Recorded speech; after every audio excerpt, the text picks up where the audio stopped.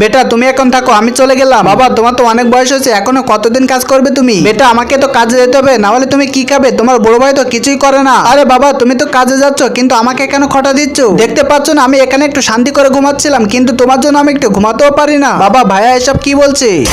আরে ভাইয়া তুমি বাবার সাথে এভাবে কেন কথা বলছো? তিনি তো আমাদের এত বড় করেছেন। সেটা তো ঠিক আছে, কিন্তু উনি যাই বলবে তাই কি আমাকে শুনতে হবে নাকি? কোথা থেকে যে তোমরা আসো, আমাকে একটু শান্তি মতো ঘুমাতেও দাও না। যাই এদের কথা বাদ দিয়ে এখন আমি শান্তি করে ঘুমিয়ে পড়ি।